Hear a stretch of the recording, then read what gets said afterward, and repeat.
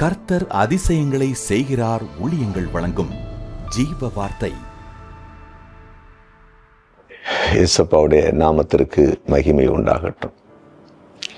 நம்முடைய ஆண்டவர் நல்லவர், அவர் பெரியவர், நன்மை செய்கிறவர். அவரை போல ஒரு பெரியவரும் நல்லவரும் வல்லவரும் இந்த பூமியில யாருமே இல்லை.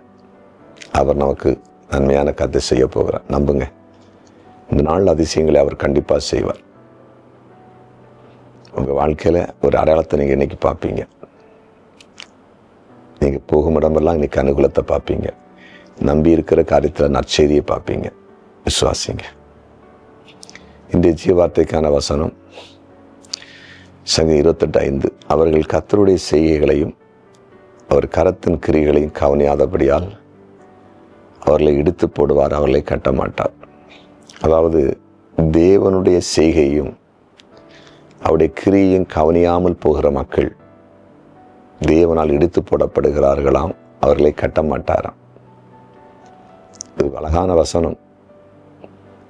இந்த பூமியில் நம்ம வாழும்போது கர்த்தர் நம்மை தெரிந்தெடுத்து நம்மை சபைகளில் இணைத்திருக்கிறார். சபையில் இணைக்கப்பட்டிருக்கிற நாம் கர்த்தருடைய செய்கையை, அவர் செய்கிற கிரிகள், அவருடைய அற்புத செயல்களை ரொம்ப கவனித்து பார்க்கணும். அப்படி ஒரு ஆவிக்குரிய கண் காது நமக்கு தேவை. சங்கீதக்காரன் அவர் இடத்துல சொல்றார், நான் கர்த்தருடைய ஆலயத்தில் ஆராய்ச்சி செய்யும்படிக்கு அங்கே தங்கி இருப்பது நாடுன்னு சொல்றார். என்ன நடக்குது ஆண்டுடைய சமூகத்தில், ஆலயத்தில், அதை நான் ஆராய்ச்சி பண்ணுன்னு சொல்றார். ஏன்னா தேவனுடைய சன்னதி, தேவ சமூகம், தேவன் பரலோக அரசாங்கம் செயல்படுகிறது. அது ஆக்டிவாக இருக்கும். அது டம்மி கிடையாது, சும்மா இருக்கிறது கிடையாது, வேலை செய்துட்டே இருக்கும். அதை நம்ம தான் கவனிக்கணும். நம்ம அதை கவனித்து பார்க்கணும், உணரணும். அந்த கண்களும் காதும் இருந்துச்சுன்னா நம்மளை ஆண்டவர் இழுத்து போட மாட்டார், கட்டுவார். இதை கவனிக்காதவங்களை இடிச்சிருவார், அவங்க கட்டப்பட மாட்டாங்க. இன்னைக்கு ஒரு பெருங்கூட்டம் தேவனுடைய செயலை கவனிப்பதே இல்லையே. அதெல்லாம் அவங்களுக்கு எல்லாம் பெரிய மேட்ரே இல்லை. ஆண்டவர் செயலாற்றுகிறவரானே தெரியாது. இவங்க தான் எல்லாம் செயலாற்றுறவங்க, இவங்க தான் அங்கே ஆளுநாள், இவங்க தான் எல்லாமே. கேட்டால் நாங்கள் தான் எல்லாமே பண்ணிட்டேன்னு சொல்லுவாங்க. சபையை நாங்கள் தான் கட்டி முடிச்சிட்டோம், நாங்கள் இல்லைன்னா பாரு சபை போயிடுன்னு சொல்லிட்டு இருப்பான். இவங்க நிலைமையில ரொம்ப பரிதாபம். நம்ம ஆண்டவர் செயல்படியார் சபை நடுவில். அதை ரொம்ப கவனித்து ஆண்டவர் பிள்ளைகளை வாழணும். கர்த்தருடைய கிரியை செயலை கவனிக்கிற ஒரு மனிதன், மனுஷி தன் சுயம் செத்துரும். அவங்களுக்கு அங்கே ஆண்டவர் சார்ந்து நிற்பாங்க.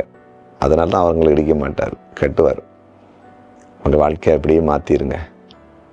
ஏதோ கடமைக்கு ஒரு கிறிஸ்தவ வாழ்க்கை வேண்டாம், டாமினேட் பண்ணுகிற கிறிஸ்தவ வாழ்க்கை வேண்டாம், அராஜம் பண்ணுற கிறிஸ்தவ வாழ்க்கை வேண்டாம், தட்டி கேட்குற கிறிஸ்தவ வாழ்க்கை வேண்டாம். கர்த்தருடைய செயலை கவனித்து பார்த்து அவர் நம்மளை இடிக்காமல் கட்டுற ஒரு கிறிஸ்தவ வாழ்க்கையை நம்ம பின்பற்றுவோம். ஜெபம் பண்ணுவோமா? ஜெபிக்கலாம். அன்பு ஆண்டவரே, உம்முடைய பிரசன்னத்துக்காக நன்றி. நீர் பேசின வார்த்தைகளுக்காக நன்றி. உம்மை அறிந்து உம்மை ஆராதிக்கிற ஒவ்வொரு தெய்வ பிள்ளைகளும் உம்முடைய செயல்களை, கிரிகளை கவனித்து இடிக்கப்படாமல் கட்டப்படுவதற்கு கிருபைத்தார். நீர் அப்படி செய்கிறேன். நன்றி. ஆண்டோடைய பிரசன்னத்தினால் எல்லாரையும் நிரப்பும். பிறந்த நாள் காண்கிற அனைவரையும் ஆசீர்வதிக்கிறேன். திருமண நாளை காண்கிற குடும்பங்களை வாழ்த்துகிறேன். பெரிய பெரிய காரியங்களை செய்யும். இயேசுவின் நாமத்தில் பிதாவே, ஆமென்.